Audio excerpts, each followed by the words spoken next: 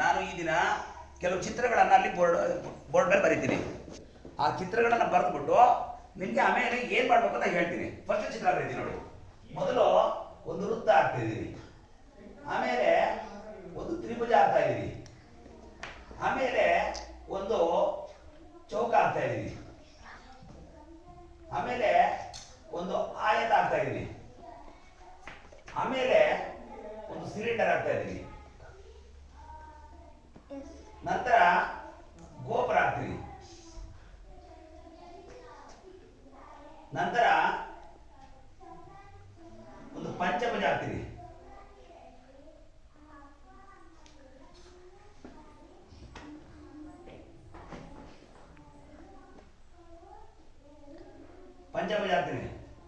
ಆಮೇಲೆ ಷಟ್ಭುಜ ಹಾಕ್ತೀನಿ,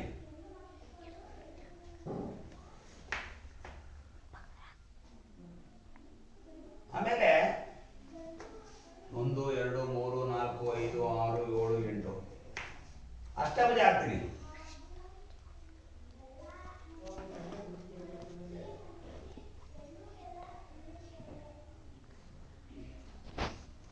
ನೋಡಿ ಅಷ್ಟಭುಜ ಆಯ್ತದು.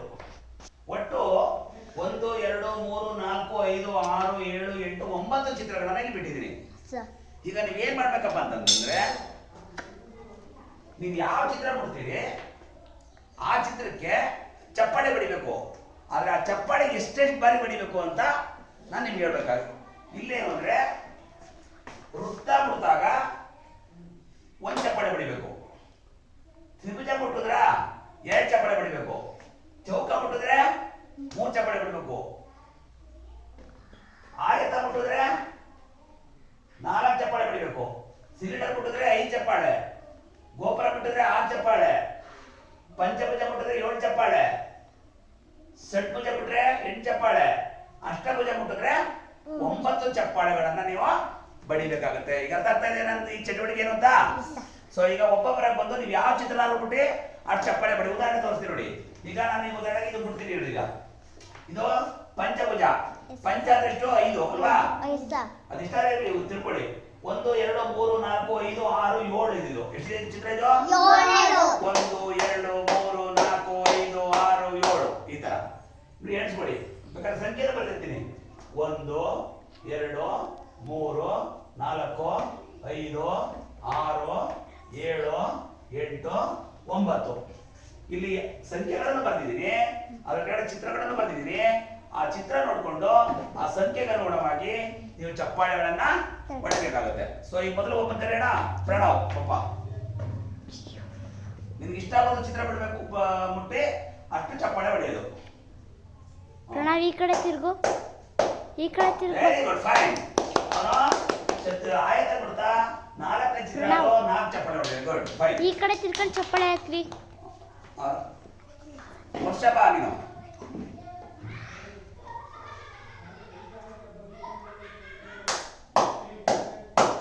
Very good, fine. ಅವಳು ಸಿಲಿಂಡರ್ ಮುಟ್ಟಿದ್ದು ಅದು 5ನೇ ಚಿತ್ರ, 5 ಚಪ್ಪಾಳೆ ಹೊಡೆದಿದ್ದಾಳೆ. ನೆಕ್ಸ್ಟ್ ಮೇಘ. ಒಬ್ರು ಮುಟ್ಟದಾಗ ಮುಟ್ಬೇಡಿ, ಬೇರೆ ಮುಟ್ಟಿ ಚೇಂಜ್ ಬದಲಾವಣೆ ಇರಲಿ. ಅವರು ಅದನ್ನೇ ಮುಟ್ಟೋದು ಬೇಡ. ಓ ನಮ್ಮ ಮೇಘ ಸುಲಭವಾಗಿ ಆಚರಿಸ್ಕೊಂಡ್ಬಿಟ್ಟು ಮೊದಲೇ ಮುಟ್ಟೋದು ವೃತ್ತ ಮುಟ್ಟದ್ದು 1 ಚಪ್ಪಾಳೆಯನ್ನ ಹೊಡೆದ್ಲು. ರಕ್ಷಾ.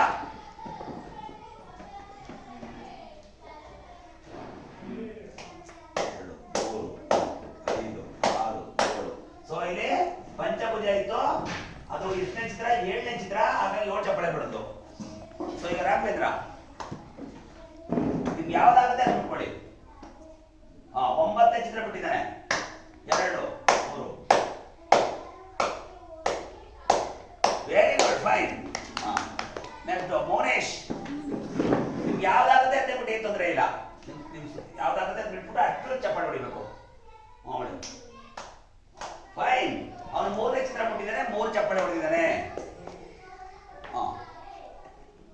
ವರ್ಷ ಇನ್ನೊಂದು ಅವಕಾಶ ಇದೆ, ಬಿಡ್ತೀಯಾ? ಯಾವ್ದಾಗಿಲ್ಲ ಅದ್ಬಿಟ್ಟು, ಯಾವ್ದಾಗಿಲ್ಲ ಕೊಡಿ.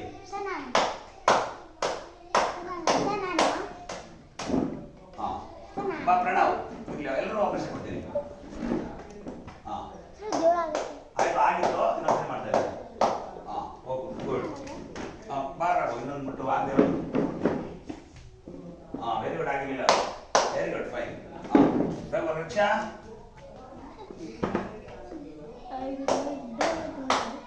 ಇನ್ನೊಂದು ಆಗಿಲ್ಲ, ಇನ್ನೊಂದು ಶಂಕು ಆಗಿಲ್ಲ. ಮೇಘಶ್ರೀ ಬಾ, ಶಂಕು ಬಂದು ಮಾಡ್ಬಿಡು.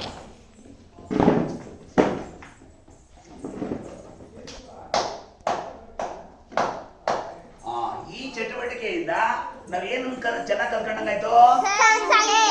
ಸಂಖ್ಯೆಗಳನ್ನ ಚೆನ್ನಾಗಿ ಕಲ್ತ್ಕೊಳ್ಳಕ್ಕೆ ಒಂದು ಅವಕಾಶ ಸಿಕ್ತು. ಖುಷಿ ಆಯ್ತಾ ಈ ಚಟುವಟಿಕೆ ನಿಮ್ಗೆ ಮಕ್ಕಳ?